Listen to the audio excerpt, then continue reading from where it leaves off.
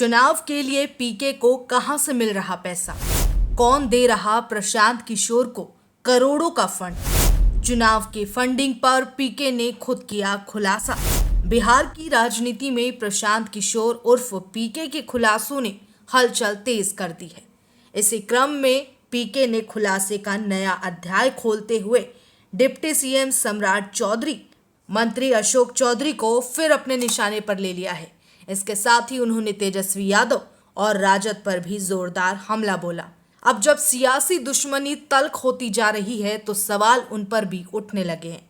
ऐसे में अक्सर विपक्षी दल उनसे ये सवाल पूछते हैं कि आखिर उनके पास इतना पैसा कहां से आता है जिससे वो चुनावी कैंपेन और अपनी पार्टी की गतिविधियां चलाते हैं। करोड़ों रुपए खर्च करने के आरोपों पर इस बार पीके ने खुद ही खुलासा कर दिया कि उनके पास पैसा किस स्रोत यानी किस सोर्स से आता है और कैसे वो इसे खर्च करते हैं। प्रशांत किशोर ने पहली बार साफ साफ बताया कि चुनाव और अपनी पार्टी के कामकाज के लिए पैसा कहां से आता है। पीके ने स्पष्ट तौर पर कहा कि उन्होंने परामर्श सेवाओं से कमाया पैसा ही जनता और बिहार के विकास के लिए लगाया है।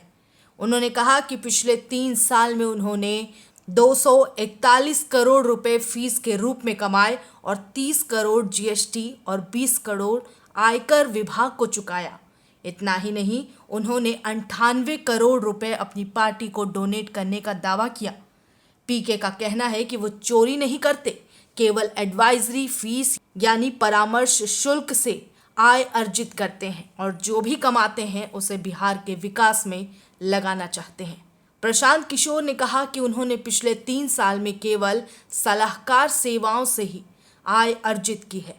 उन्होंने खुलासा किया कि 2021-22 में और उसके बाद जिन लोगों ने उनसे राजनीतिक या व्यावसायिक परामर्श लिया उनसे फीस के तौर पर 241 करोड़ रुपए मिले। पीके ने यह भी बताया कि इस दौरान उन्होंने 30 करोड़ रुपए जीएसटी भरा और 20 करोड़ रुपए आयकर विभाग को चुकाया। प्रशांत किशोर ने कहा कि उन्हें बिहार की जनता पैसा दे या ना दे, लेकिन वो अपनी कमाई को जनता के लिए खर्च करेंगे।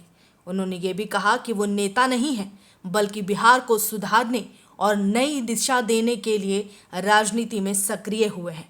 प्रशांत किशोर ने राजनीति में पारदर्शिता पर जोर देने की बात कहते हुए केंद्र सरकार को चुनौती दी कि अगर किसी को संदेह है तो वो उनके सभी लेन देन की जांच करा सकते हैं। उन्होंने कहा कि उन्हें मरना मंजूर है, लेकिन चोरी करने वालों के साथ खड़ा होना कभी मंजूर नहीं है।